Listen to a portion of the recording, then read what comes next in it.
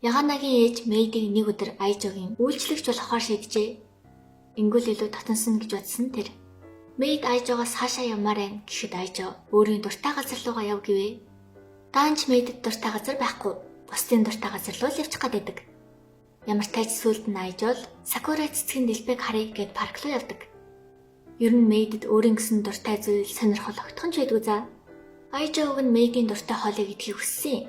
Даанч Мэйд Айжогийн дуртай хоолыг бэлдээд ирсэн байдаг. Хоолны дараа Айжо Мэйдтэй зүг 50 суухыг хүсвэ. Даанч Мэйд түүнээс тушаалаа өгнө гэд зүгээр ойлгохдоггүй. Айжо уг нь тэг инг гэж болохч Мэйдэд хайртай болохоор сонин санагдаад байлаа. Тэгээд хэлэхгүй болтугай харин зүгээр л тэр мөчрийг аваад ир гэдэг. Гэхдээ гинт би ер нь эмэгтэй хүнтэй нохоо шиг харьцаад юу болж байна гэж боджээ.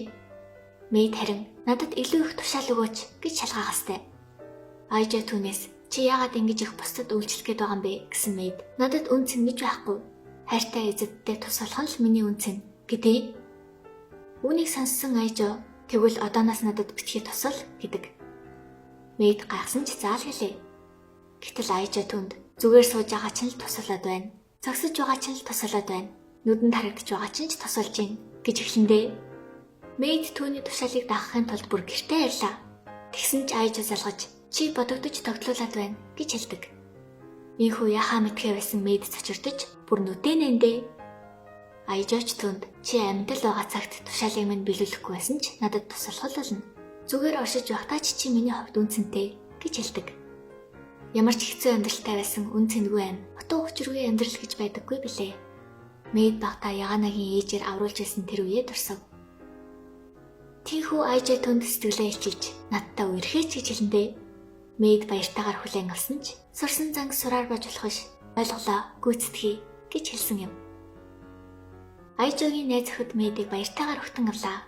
Гэхдээ нэгэнт Мэйд нэмэгдснийх Яганагийн ээжийн саналаар бүгд Мэйд хувцс сүнсэж амьд үлдэх тоглоом тоглохоор болдог.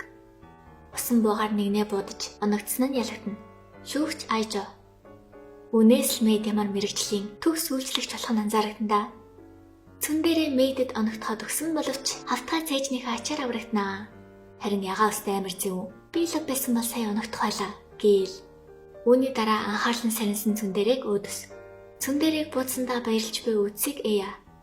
Хоолны араас өсөрсөн улан шарыг Яганагийн ээж буудсан бол Яганагийн ээжийг эя будгаар зэхнэ. Гэхдээ Мэйд эзнээ хамгаалдаг за. Мэйд хэтэрхий хүчтэй байсан болохоор эя эхний ээлжинд сул дараачуудыг бас тахаар шийджээ. Тэр нь жижигнэ. Жижигнэ чаваас бүр сандарсан. Өөдөөс нь ирж буй эяг хараад зогсоо зайгүй ээжтэйч буудаастай. Гэхдээ эя жижигнэг яг буутхан даван дээр жижигнэг нь тэнсэн бууны усан дээрээс асгарч аль альныхан толгой нарваа гэж. Одоо Яганагийн ээж Мэйд гурваллтлээ. Гэтэл ягаа өст ээжигээ барьцаалж Мэйдэд өөрийгөө бууд гэдэг. Хамгийн хүчтэй дайснаа ингэж устгасныхаа дараа ээжигээ будах бодолтой байжээ. Харин Яганагийн ээж үйлчлэгчтэй саадуулдаг эзэнд эзэн байх хэрэг байхгүй гэд өөрийгөө бодчихно.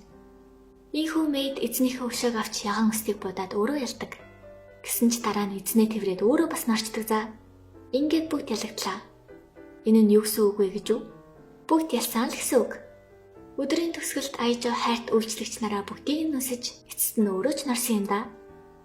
Нэрээ Мэйдийг багтаа хэрцгий эцэг ихтэй хаягдаж ганцаараа ойд төрсөн багт нь Яганагийн ээж аварч исэн байлээ.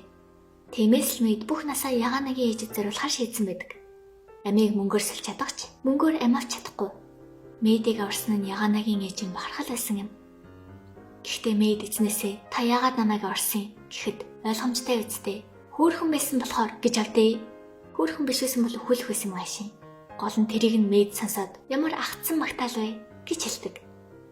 Ямар тач тэр өдөр адал явдалтай хөвгөлтэй өнгөрлөө.